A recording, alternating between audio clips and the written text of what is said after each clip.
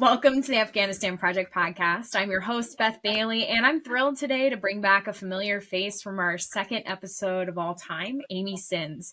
If you missed that episode, I highly recommend going back just because Amy is such a vivacious individual and her stories are amazing. And just, I think, your ability to turn something that was very domestically based into this organization and movement that has helped so many people around the world is just an incredible story. And I think today we're going to see just how far Fill the Needs, your organization, has gone since we last chatted. So for a little bit of background on Amy, she is the rare master of all trades, not just jack of all trades. She is a graduate of Loyola University, a chef and the owner of Langlois, a traveling culinary showcase in New Orleans, Louisiana. Amy's also a motivational speaker. She's an award-winning author and the executive director and founder of Fill the Needs, which is a nonprofit organization that mobilizes to respond during the first 2 weeks of devastating natural and man-made disasters. So that's a pretty crazy CV there, Amy. And I'm just so glad to have you back on to catch up on what you've been doing since we last talked. I joke all the time when people say, oh, give your quick 30-second elevator speech. And I say, oh, I can do it in 10 seconds. I'm all over the place. I am all over the place. And, there's something about being all over the place that allows you to learn so many things that you can apply to different parts of your life. And with Fill the Needs, we initially started trying to focus on hurricane relief, and it has taken on a life of its own over the last few years. It's been incredible. That is really amazing. And so for the people who missed that first episode, I'd love it if you could just start with kind of the 5-minute debrief of how Fill the Needs ended up turning you into Afghanistan work and now lots of other places. Absolutely. So I'm in New Orleans, Louisiana. For those of you who may have watched the impact of Hurricane Katrina on the news, my house was on the levee break. So where the little bitty sandbags were being dropped in the giant hole, that was my backyard. And it was a pretty difficult time in our lives. And our home had 12 feet of water. And there's that moment where you bring everything that you own soggy and wet to the curb. But I think what really changed me were the strangers that reached out and helped. And there was a group that just pulled up in front of our house and said, do you need help? And they stayed and worked with us for 2 days. And at the time, I didn't have anything to give them, but I wanted to give something back. And I looked at them and I said, I will forever pay this kindness forward. And I made it kind of my mission that I would pay that kindness forward to someone else. And my first outreach effort was Cedar Rapids, Iowa, after the flood, and several hurricanes and floods throughout South Louisiana. But I'm also a volunteer with a State Department program where we host people from out of the country who are part of the IVLP program with U.S. State Department. And my neighbor got me involved, and he had hosted a group from Afghanistan. And as a result of those connections and relationships, when Afghanistan fell, I reached out to those contacts on Facebook just to check on everybody and see what they were doing. And that pulled me into a whole new world that I had never been involved in. And that was evacuations, international challenges with governments and dangerous situations. And I learned a lot. And through that process, I realized that our steps and techniques that we take in South Louisiana to triage situations for hurricanes and floods were kind of it was the same formula. So I started just following that formula because when one of the families I reached out to said, can you help? I don't have anybody else to call. I stepped up and answered the call, but I also told them, I don't know what I'm doing either, but we're going to work through this process and learn together. And hopefully we get a really positive result. And as a result, I've gone on after Afghanistan to work evacuations with Ukraine, a little bit in Sudan, Israel, Gaza, Haiti, but also still working disaster relief around the world and focusing on what we can do to help prepare people for situations that are the unexpected, and then how to be creative and problem solve in those kinds of situations. So it's been quite a journey the last few years, from what started off being a rogue do-gooder to now an official nonprofit organization. It's really amazing. I mean, and you just laid out a whole lot of disaster that has happened on that scale. And before we started recording, I was saying, it's now you're able to take all those things and bring them. I remember when everything fell apart with Ukraine, all of the people who were immediately filling that void were all the people who had been in Afghanistan, and all of those skills. And every group was saying, hey, look, now there's a reason. Now there's something good that's come from all of the scrambling we had to do with Afghanistan. And it's unfortunate that your skills have been needed in so many places, but how fortunate that you could give them, and that there were people like you out there to give those. For me, one of the most exciting parts of it is the number of everyday people that have been involved in these efforts. When you think of a disaster of great magnitude or the need to evacuate thousands of people out of a country, it first comes to mind, it's a really big organization. You're thinking the UN, the Red Cross, all these big organizations. But everyday people have superpowers. They have skills that they don't realize, that what they do every day in their everyday job translates to thinking on their feet, quick decision making, critical thinking, triaging situations, looking at the long-term outcome.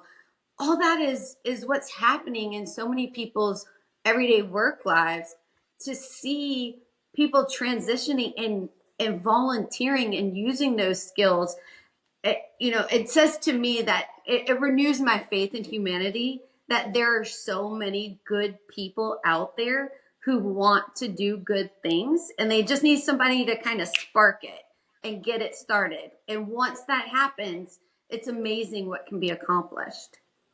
Yeah, I absolutely agree. I've seen it. It is really beautiful to pull people out of the, oh, I'm just scrolling the internet or I'm stalking this, whatever. And like, no, now you could use that stalking skill to find, people who can create solutions, and you can, anything that you do on the internet, it can be valuable, or just finding locations for people. I know you had some really incredible people on your team who, like you said, everyday heroes. Just they had skills that they had learned in various places that they were putting to an amazing effort. And I love that. So since we last chatted, I wanted to hear what are the big changes for your groups that you were supporting in Afghanistan? Yes. So we have pretty much concluded our Afghanistan mission. All of the families with whom we were working have found a way out of Afghanistan, or have begun a new pathway process to get out, which is, it's exciting and it's scary, because now I'm in a new phase where people have become my family, because I have worked with them so much. And so to go through such a traumatic, chaotic, uncertain time, and then reach this point where they can breathe again, but then I'm still there for them, because it's just a different kind of chaotic time, because there's so much adjustment, there's so much new, and nothing's familiar.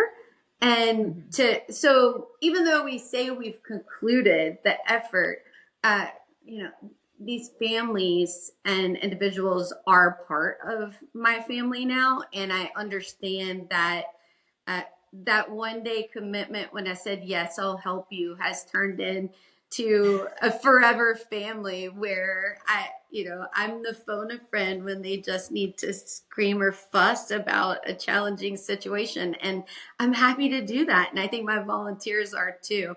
So for us with that, my goal was with the conclusion of that effort to try and go and visit some of the families in their new environment and to just, I don't know, give people a hug for the first time that I've never actually, I haven't actually hugged the kids and the wife and everyone. And so this past summer, I had an opportunity to go to Germany and spend a few days with one of the families. And I can tell you the tears, the happy tears, the sad tears, the overwhelming tears were flowing from me. But to have that moment, when I stepped off the plane and the kids whose pictures I've been looking at, and the people I've been FaceTiming with and who I was FaceTiming with during a really scary time navigating around Kabul in the airport to see them, it's like everything hits you all at once. And so you're happy, you're sad, you're overwhelmed, but there's so much hope for not just this family, but the future generations of the family, and knowing that there's so much opportunity for them going forward. It just it makes my heart so warm.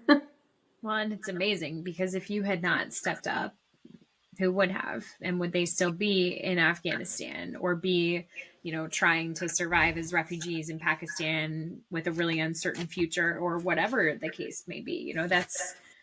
You get to see the difference that you made by making a really difficult commitment, and that's not an easy thing to take on multiple cases. I'm so impressed and amazed, and I love can you say anything about the family, what their circumstances were that made them have to leave, or do you think they would prefer that? They probably would prefer because everyone is very concerned because there's still family, sure, relatives that are in duress and having difficult times. But sure, I will say that the pathway for them to get to a European country was not easy.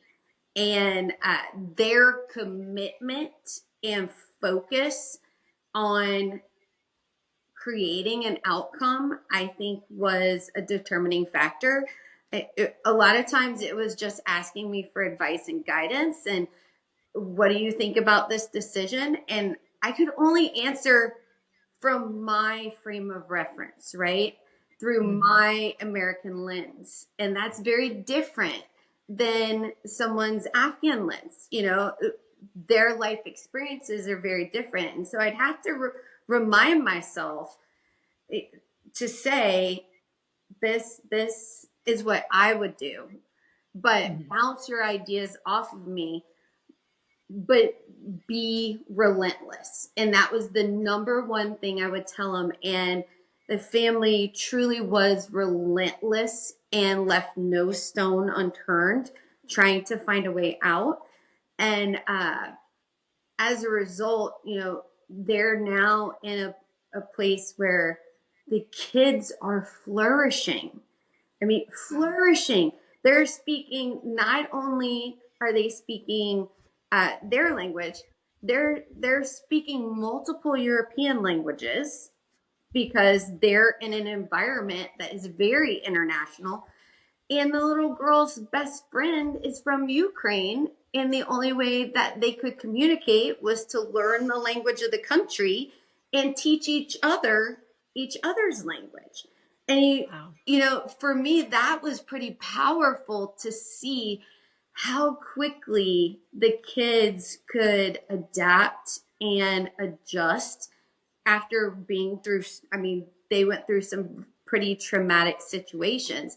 But it also said to me that their host country was very committed to making sure that they had what they needed to be successful and learn the language. And truly become a part of the community in which they're in. Um, I got a chance to eat dinner at their house. That was pretty exciting. Ooh, what did they make? I'm already, my stomach is rumbling. So, as a chef, I was like, I want to go and watch. I want to see you cook everything. And they're like, no, you are going to come and be our guest for dinner. You are not working. You are not cooking. You are going to sit and enjoy dinner. And it was my first Afghan meal. And I actually called some of the guys that I did evacuations with, and I said, what should I be prepared for? Well, no one told me about all the snacks you get before you have dinner. And so I knew to go hungry. So I was enjoying the snacks. There were nuts, there were all kinds of things. We had tea. And then I thought, well, maybe dinner will be tomorrow and this is just tea. And so I kept eating. And then the meal came out. And I went, holy cow. I'm floored. There's so much food. But, there was, of course, the rice was spectacular. There was bread. I can't even begin. And one of the things that got me so excited was they had cooked an okra dish. And at first, I thought the okra dish was a dish because they knew that we ate okra in Louisiana. And so I thought they were bringing me a dish that was like something I would be comfortable with or familiar with. And then they proceeded to tell me that it was a dish that they loved and something that they really enjoyed within their family. And I just kept going back for more and more because I said, first of all, I haven't had a lot of great vegetables on my trip. And so now I had all these beautiful vegetables, but it was a familiar vegetable. And I'm still waiting for the recipe. They didn't give it to me. And then we finished with like almost like I think it was like a mango drink. And I'm sitting there going, I'm so full. I didn't want to not eat. And so I kept going back for seconds and thirds because I wanted to be polite, but it was so good. And I didn't know when I was going to get it again that I said, I'm going to eat all the things that they put in front of me. And it was such an amazing experience because, when you sit down for dinner with a family, I think oftentimes people don't realize how similar we all are.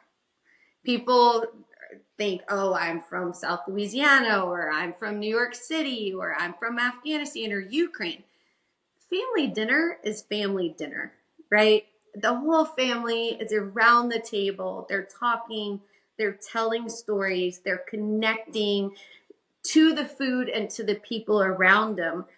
And I just had this moment where I went, we are so alike. We are so alike. We are talking about the same things, what the kids did, what they learned in school, something silly that happened, at the bus stop, whatever it was. But it was typical family conversation. And I think that made the entire experience even better because I was welcomed as part of the family and to be able to be a part of what their everyday experience is and what they're talking to each other about was pretty exceptional. That is so cool. There's no hospitality like Afghan hospitality, I feel. I've been blessed enough to be included in 2 Afghan dinners in my life. One of them I think was in like 2008, I want to say, 9, somewhere in there. And the other was probably about 6 months ago, maybe a little bit more, with Michael's interpreter's family. And just excellent food. Like Kabuli pulao, I think is maybe one of the best meals of all time. But top. Like, and Michael's interpreter's family sent us home with leftovers. So the next day, if you ever had fried eggs on top of kabuli pulao, it's even better. Like, that sounds delicious. Next level amazing. But it's not the food as much as the feeling. You're right. Like, just how much effort has gone into preparing that meal. I mean, and you as a chef know, like, those are not easy to prepare meals. I've made kabuli pulao. I do not make it as well as native Afghans do. Like, they make it a million times better than me, but it's a long process. And it feels so special that somebody would take that time to make that for you, to make the naan, to make all of the things that go with it. It is a really special thing to be included in. Especially because they're in a new country where the ingredients that they're familiar with are difficult to find. Yeah. And that has been sourced. And so many times as a chef, I say, if you're in a bad mood, don't cook today. Because whoever eats your food, they're going to feel it. I know, as silly as it sounds, you're putting your love, you're putting your energy, whatever, into that food. If I'm in a bad mood, if I'm cranky, if I'm irritated, whatever I cook is not going to taste good. And there's something about that energy that's been put into it. And so knowing the love and the attention to detail that was put into every single dish served, you knew not only was it going to taste good, but even though I was super full, I still felt good, right? Yeah. Yeah, absolutely.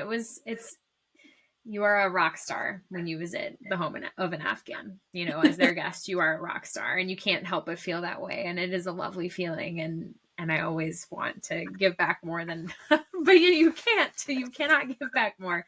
You obviously had done quite a bit to get that appreciation. And I'm so glad that you got to meet the people that you were able to give that insight to and see them through to such a great outcome. But I wonder too, that's a really great refugee transition story that you just told. And I haven't actually, the only other story I've heard about Germany was not a particularly positive one for a single male who had gone there and was just really struggling. So I'm glad to hear that the family are doing well. The children are being helped. But what's the situation been like for the refugees that who've come to the U.S.? I think it's been challenging. And part of the challenge is, they're now, you can't really go to areas in California. You can't really move or relocate to areas in Virginia. So where there may be a network that could give you a little more comfort and make things feel familiar, that's not always available. So I think that has been challenging because people want to be around what makes them comfortable. I want to be around what makes me comfortable. I want to be around, my friends and family. And so that's a step. I think the cost of living here is shocking, and it continues to go up. And especially for people who have relocated to Virginia and California, even though family is helping them, it's a burden for a lot of people. I also think the language for, I read French fluently. Okay.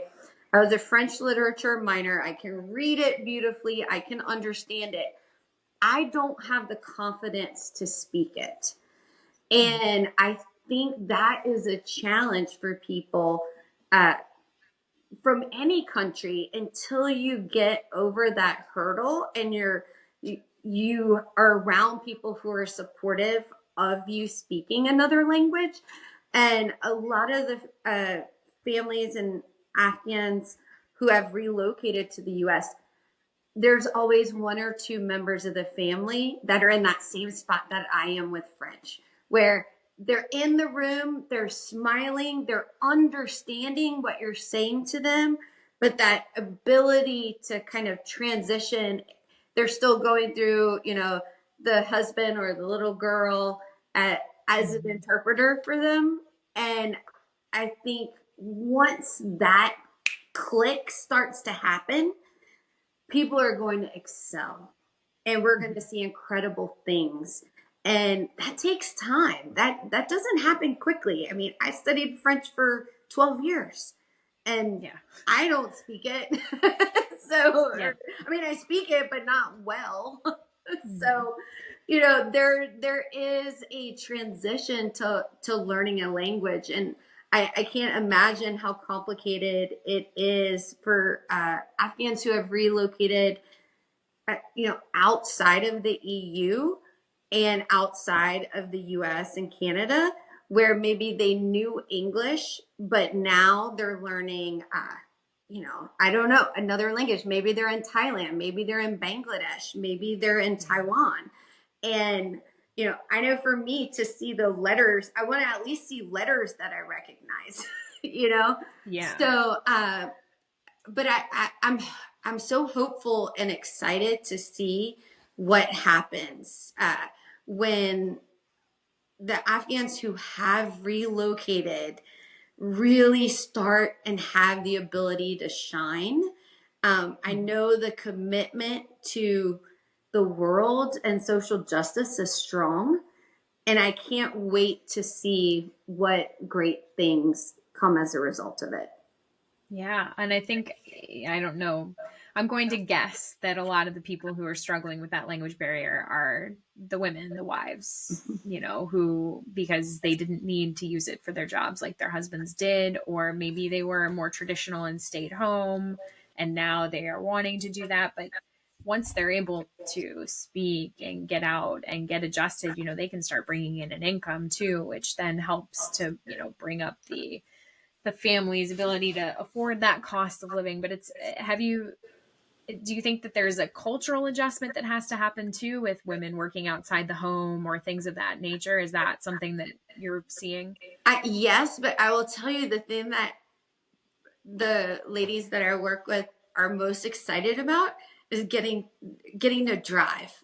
They want to learn the language. They're like, I can drive a car. And I'm like, yes, your car is like your freedom, right? You can go anywhere you want when you can do that. And I think it's pretty exciting to see, culturally there was no need for them to drive a car. It wasn't something that was really a part of their life. And now, you're in Houston. The only way to get anywhere is to drive a car. And so it is fun to watch that process. And I get a few text messages. Look at my driver's license. I got a driver's license now. So that is awesome. And I mean, think about it. What cities outside of, I think DC, you could definitely walk, but can anybody afford DC, much less like the areas surrounding it in, Maryland and Virginia that you talked about that are so hard to get into already, not to mention cost of living. But where can you be where you can walk to get your groceries? And so these women are coming here, and if they're living in in an apartment complex and their husband needs the single car that they can afford, to go to work, then are they going to get on a bus to go get a week's worth of groceries? Or they're kind of stuck in that, now I'm here in this home and you can't learn, hopefully they're close to like a library or something, that's got to be a very difficult adjustment experience. And I hope that I know that there are programs in places like DC, but again, are there programs in Houston? Are there programs in the rural areas of the Midwest where people are trying to bring Afghan families? I think that communities are truly rallying around people. And I know here in New Orleans, we have several organizations that work with refugees from around the world and encouraging people to find something that they're comfortable with or something that they enjoy, whether it's the library or a community garden or something where you're getting an opportunity to get out and meet other members of your community. Because you can't be a part of your community if you're not in your community, right? So get out there and meet people. And I meet people all the time, and I'm floored at how welcoming people are to strangers. They're like, come, spend time with us. Let's learn about your culture. And it's really exciting to see that. And I think there's almost like a courage that you have to drum up before you don't want to be the first to speak at a conference, right? You don't want to be the person that says, put me on the microphone. Everybody's waiting for someone to volunteer. It's the same thing in everyday life. So once you get that ability to move forward and take that step, I think you'll find the community very, very welcoming and supportive. Yeah, I think that I'm hoping that that's the case. I know that there have been a number of refugee organizations that have wanted to come on and talk, and I'm hoping that that's what they will also say, is that that's what's happening in these areas that are outside the larger places that we know, where there are so many Afghan families living who act as a support system for one another. And I had someone else tell me very frankly that, because I said, I've seen the evidence, the research that Afghan families do better when they are in community and placed in places where there are communities of Afghans. And that individual told me, yes, but also like Afghans have to become American. Like, you want to come here, you have to also become American. And so you're right. It's that exchange of cultures. It's the, here's how we do it here. How do you do it in your country? We want to know so we can celebrate that and know where you come from. But also the assimilation process is, let's bring you in, and we have to then bring people in. That's our job, right? Is the bringing part. You can't get brought on your own. Right. So that's, you're right. That community aspect of, here we are with our garden club, and yes, we want to have you be part of it and tell us what you grow in your home country. And can we find it here? Yeah. I don't think you could where I am. I think it's probably, well, no, actually there are probably some cold parts of Afghanistan where we could grow the same kinds of things, but I don't know. You guys could probably replicate the Helmand climate, the Kandahar climate. Okay. A little wetter, I've been in New Orleans in the warm weather. It is warm. It is warm. And steamy. Well, I wanted to talk about something different. This is a very kind of far-flung, but not really far-flung topic. But you and I chatted a while back about ideas you had for Americans who were needing to protect themselves, not really protecting themselves sometimes when they moved abroad. And I wanted to talk about that for a bit tonight, just because I think it's really important to think about, all these American families who were living in Afghanistan at the time, in August and July of 2021, watching and hearing people say, no, it's going to be okay. The Afghan government is going to remain in place for at least 3 to 6 months, and then having that quick crash. And I mean, we had somebody on the show who was there doing war crimes research and had no expectation that, all of a sudden I've got to get out of here and fast. So you have not only seen that happen in Afghanistan, but now all of the countries you talked about in the beginning. And I just wanted to give you the chance to talk about the situations you've seen that have gone awry, that have led to you creating this really extensive and very detailed list of things that people should do if they're even, and you say too, not just like level 3 countries, right. Just any country, because you never, it's not disaster, oh, you're being a disaster preparedness freak. Like, no, you never know what's going to happen. And it's always good to have a plan and to be thinking it in terms of what can I do now just in case. So I'd love to hear your thoughts on that whole, how you came up with this, just the whole thing. Yeah. So I will tell you that as someone who likes to travel, and I've been all over the world, until the first time I traveled to a country where they required shots before you entered the country, I had not even considered, that things could be different, or that I could be unsafe, or I would need medical care, or to leave a country. And it kind of got me thinking, oh, okay, well, the first time I went to India, there you had to get shots. And I didn't register with the State Department when I went on vacation there. I didn't consider that. And then we start to see, as times change and recent events, even with COVID, imagine you're on vacation in Italy and COVID happens. And what do you do? Do you need to leave the country? Do you need to stay in the country? Does anybody know you're there because you're backpacking across Europe and that was just the stop you made? I think we take for granted oftentimes how safe things are, and us going from Louisiana to Tennessee is not the same as going from one country to another country to another country with different governments, different rules, and everything that is just happening on our planet in general. So I say anytime you are leaving the country, you should just go ahead and register with the State Department and is step.state.gov. Not just if you're living there or moving there. Go ahead and register, because if something were to happen or there was a challenge, maybe there's a gasoline shortage all of a sudden and planes can't take off. I don't know, but at least someone knows you're there, and that starts the process of protecting you, or at least giving you information and updates on what's happening in the country that you're in.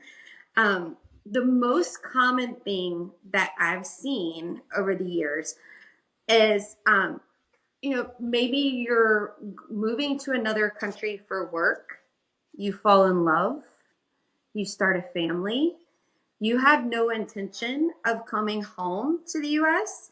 because your spouse and your children are thriving in the country that you're in. But if something were to happen, your kids don't have American passports, your wife doesn't, or husband doesn't have a visa to come to America, things happen. And I don't want to be like doom and gloom, but things happen. And no matter how great we think things will be forever, it doesn't hurt to have a backup plan. So I say, if you have kids in another country, go ahead and register them with the U.S. Embassy. Make sure they know that you have a child. Go through the process to get the visa. If you're married, go through the process to get that. Because it doesn't hurt to also, if you have access to an American passport, that opens up a lot of doors for you. Looking at, say, Sudan, the situation in Sudan, and even in some we saw with Gaza and Israel. Sadly, border countries don't always like to let passport holders of whatever country is in turmoil through their borders. We saw that with Afghanistan, right? And so if you're from Sudan and you have kids, or if you're from America, you have kids in Sudan and they don't have an American passport, it may be next to impossible to get them across the border without that American passport. So it just adds a layer of safety and opens up many, many doors for you. Also, I've seen quite a few people adopt children abroad. And that process, making sure that you are registering those children, because we've seen situations where children were adopted, but now the child is 14. They've been raised in the country by the American parents. And like in Haiti, they couldn't bring their adopted, if they left, they couldn't bring their adopted children with them because they couldn't get their children into the Dominican Republic on a Haitian passport, and they didn't have an American passport. So, that is definitely something to keep in mind. Always talk to your family about what stuff they need. And this is not just going abroad. We have this conversation in South Louisiana with hurricanes. What's in your go bag? You have to evacuate tomorrow. What are you bringing? Are you bringing your wedding pictures, your laptop, your important documents, or are you just bringing your favorite blanket and a teddy bear for the kids? Whatever it is, know what that is in advance and make sure everyone in your family knows what that is, because in the time of an evacuation or crisis, that's not the time to have the argument over my favorite purse or my favorite pair of shoes or my favorite toy. Know that in advance. And if you're using technology, have a phone a friend on just about every platform, because whether if Facebook goes down or here when we have a hurricane, we can't make a phone call. Cell phones don't work, but somehow we can get text messages through. So knowing you have multiple avenues of communication, and plan times to check in with people, so that way they know that you're okay, and that if they need to look for you, they know, because they've talked to you and you haven't checked in. So I mean, there's so many things, and it's just about an extra layer of caution and preparedness can make a world of difference in a challenging situation. Sure. And you're definitely right. You never know, domestically or abroad, what could happen. What other things, are people not really thinking about? I'm looking through your list, and a lot of them are just those basic things that you just discussed. But is there anything else, like you talked about the nonprofits that you can register with? What would you tell people who are abroad to look for in terms of nonprofits who do good work besides Fill the Needs, obviously? Sure. Dynamo, I would absolutely recommend Project Dynamo. They usually, Brian's team will set up a website right away for people to register for evacuations, and they focus on permanent residents, American citizens, that kind of thing. And they have been incredible and have done some pretty monumental efforts over the last few years with helping with American evacuations. I think another important thing to consider, and again, I say it here too for people going through hurricanes. If you're living abroad, have kind of a little fund, right? Your emergency fund. And that emergency fund, maybe it's to support you for a week, to support you for a month, 3 months, whatever you think is necessary based on where you're living and your situation. Because we've seen this with so many families from Afghanistan, where they were able to get out of Afghanistan, but wherever they are, whether it's Pakistan or somewhere else, maybe they can't get a work permit. They don't have access to a way to generate funds to support themselves.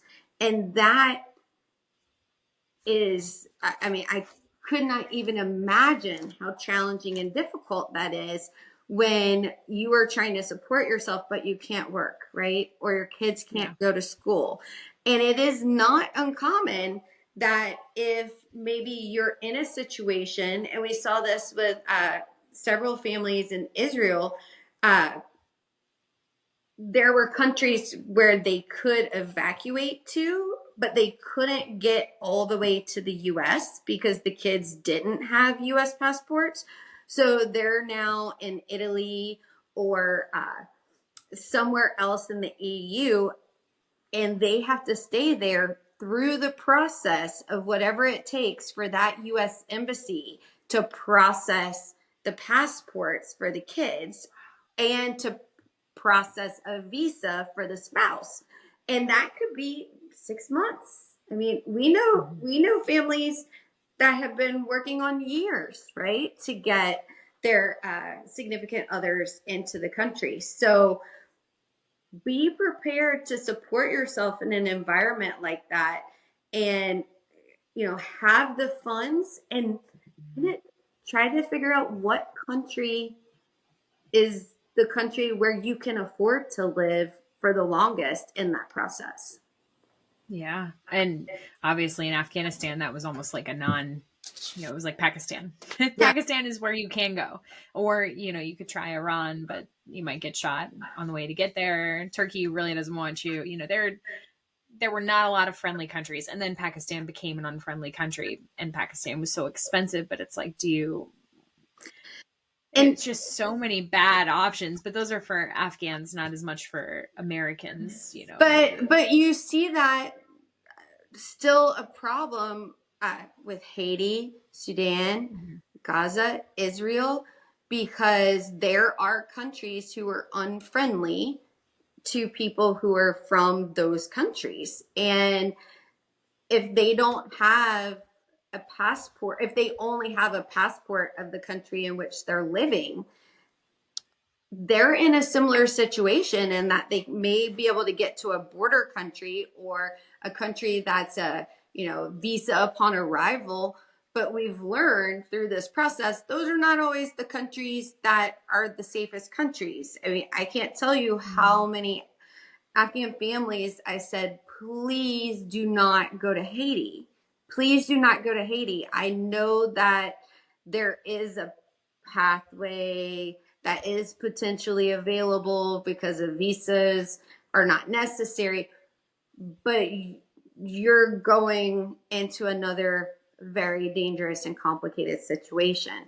So I think it's a challenge for refugees around the world. Absolutely. Sure. Well, and you bring out one other thing I wanted to bring up in this from your list is for Americans who think that, oh, well, I'll get evacuated. If there's an emergency, they'll evacuate me. I would love for them to remind themselves, look what happened in Afghanistan. People did not get evacuated, and we didn't know how many Americans were left because not everyone had registered, and people traveling to visit family who hadn't. There were so many different things. And then you bring up the important point of, even if you are evacuated, you may have to sign paperwork that says you will compensate the government, correct, for Yes. the cost of that evacuation, which can run, how much does that run, Amy? I've heard all kinds of numbers, and a lot of it I think has a lot to do with legislation, because legislation can be passed that says you don't have to pay the government back. But it's a roll of the dice, right? Okay. And so it's a matter of, you're going to sign a promissory note, and it may be a situation where the government comes back and collects from you. It may be forgiven. But again, it's just another layer of uncertainty in a very difficult time. But I mean, I saw private companies saying that they would evacuate people just out of Port-au-Prince to another Haitian airport, and it was $45,000. Holy cow. So when you look at that and you go, holy cow, that's for one person, and they're saying, well, it's by helicopter, there's 8 seats. I don't know. I don't like charter helicopters. So I don't know if that's crazy price or not. But in my world, I'm like, holy cow, that's like, that's a lot. Can't do that. That's a lot. And that's just one person. What if I'm a family of 4, right? So it's, it's important to know that you may not be rescued by the U.S. government. There are many cases where the U.S. doesn't go in, but get creative on your departure. And that is something that I saw a lot with Americans that we worked with in Israel. And that was, I would say all the flights keep getting canceled. They haven't shut down the airport, but they could shut down the airport tomorrow. We don't know what's going to happen. You need to get out now. Well, a flight to I don't know, to Italy may have been $500. Okay, well, then you still have to get a flight from Italy to the US, but those flights were getting canceled over and over and over again, and people were stuck in the airport for days. And I told one family, I said, I know this sounds crazy. Let's look at the long way around. There's a direct flight to Bangkok. Let's go to Thailand and go all the way around to get you to New York, where you need to land. You're going to be exhausted. You're going to be cranky. You have 2 little kids that are not going to be happy. It is going to test you. And it is twice as expensive as the short route. But so far, none of these flights have been canceled. Here are your options. Make your choice. And they ended up taking the long way around. It took them almost 2 days to get home, but they made it home. And sometimes you have to be prepared that the headache is going to get even worse. But there is a light at the end of the tunnel. And if you think creatively, there may be another solution for you. I love it. That's brilliant. Find the thing. Yes. I think that's so smart. I'm glad that you put these together. I think that if they help even one person listening right now, and I know you've put them out on your own too, but I think that that's excellent. And I know that they will. Even if it's somebody who just, there's like a local emergency and now I've thought about this and now it's okay. That's so smart. And just the changing your way of thinking. I love that. I'm going to try that next time I'm dealing with a situation that seems impossible. That's really good. Well, I wanted to ask you before we close, when you started this whole effort with, calling the family in Afghanistan, did you think that you would be here today? No. No, I joke. I'm just a girl with a cell phone, right? I'm a girl with a cell phone that picked up the phone and made a call. And somehow I now have a worldwide network and am focused on making people around the world's lives better. That is not something I ever thought. If you asked me 10 years ago if I was going to be evacuating people from war zones, I would have told you, you have lost your mind. But it's kind of, it's not unreasonable. And that's what I think it's important for people to see, is that you, Beth, may not think that you're going to be saving the world. My husband might not be thinking that there's an opportunity for him to change a person's life in another country. But we all have the skills. And if you find the right fit with the right organization, you can use your skills and truly change lives and generations. And as somebody who said I wanted to give back and pay it forward, I feel like I get the opportunity to do that now and more. And there's only one of me, right? And I can't, as much as I want to help everyone who calls or everyone who emails, it's just not possible. And in order to help all the people who need it out there, more people need to know how to do what we do. And I think my focus with Fill the Needs has changed significantly since that first phone call with the family in Afghanistan to now. We know what we did. We know some successful avenues. We know what doesn't work. And we know also how it translates to everyday disaster in communities. And the more organizations that I can train and teach that formula to, then it becomes a force multiplier. And organizations are focused on preparedness. They're focused on response. They have us as a phone a friend whenever they need a creative solution or to bounce an idea off of. And that's where I feel the needs for the next couple of years will be focusing on teaching other organizations how to be prepared and how to do a lot of what we've accomplished already. That's really awesome. I'd love to know what you think the biggest change is in your life since you started doing all of this work. Okay, so when we started, I told you I'm all over the place. Well, I am all over the place, right? But this is, my husband will tell me all the time, Amy, people who think you're full of baloney, like these stories that you're sharing, they're pretty outrageous. Like, this is not just everyday dinner party conversation to say that you help to navigate 18 people to the Kabul airport, right? That's not a normal conversation.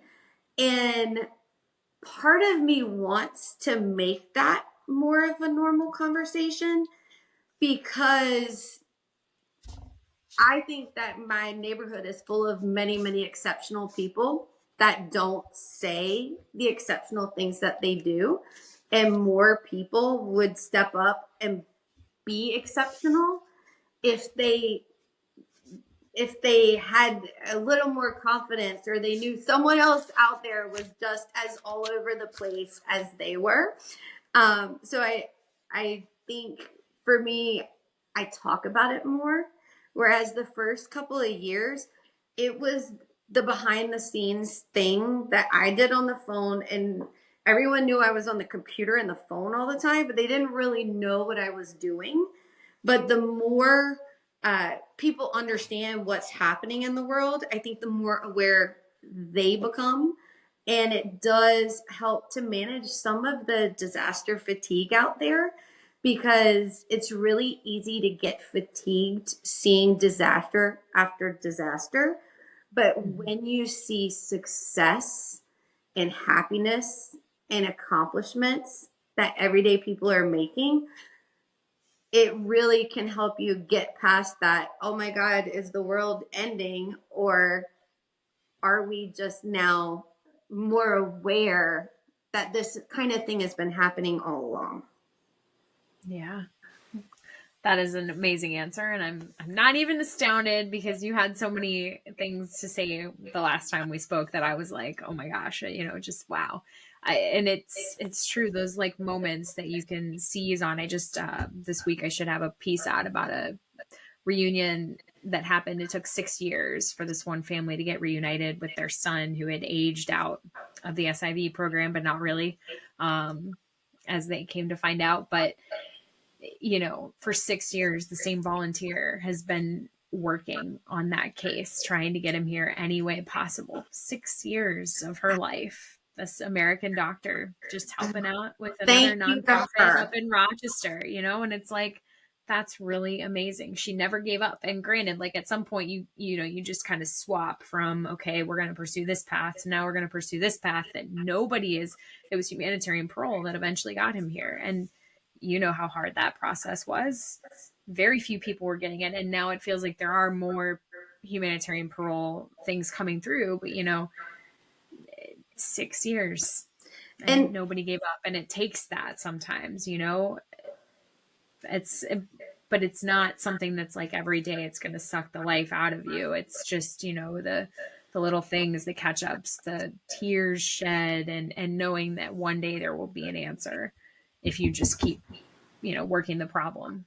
And, I told someone the other day, I said, to me, I'm just a person in the world, right? I'm just, I'm the person in the world.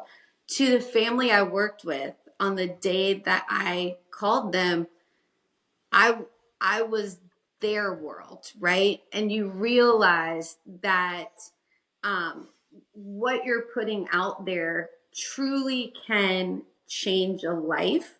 And what seems like just a phone call to help fill out paperwork is the world to someone who needs that support, or even just honestly the smile you're having a bad day and someone smiles at you. Sometimes that's the world you need in that moment. And, so I guess I would say everyone go out there and do something to change the world. Yeah, I love that. I think that, and what's your skill? How can you apply it? Do something for somebody else. It'll make you feel a million times better. I know that this whole effort has brought me happiness that I did not think I could have. So, and it's horrible. It's in the midst of horrible things, but that's the truly incredible part of it, is that you can still create hope and happiness and joy for people amidst those horrible things that happen to everybody universally. Absolutely. Well, Amy, as always, it has been a pleasure to have you. I know that people will get a lot out of this episode because you just have such great insights on things. And I just want to thank you for talking about all of the range of things, just a little bit of all the things. Although I should have asked you for some cooking tips, but maybe next time. Next time. Then we really would have gotten everything, And I just want to thank everybody else for sharing their time, supporting the people of Afghanistan and everyone, because I think that's what the great part of this episode was, is these disasters can happen anywhere. These changes in regime can happen all over the world. So just thanks for being here to talk about it all. Thank you for having me. And thank y'all for following Beth, because she's doing great things too. We'll see about that. Well, everybody, if you've enjoyed this episode, make sure you're following the YouTube page, enable notifications so you get any notices about future episodes. And as always, Tasha Kaur, and hope to see you again soon.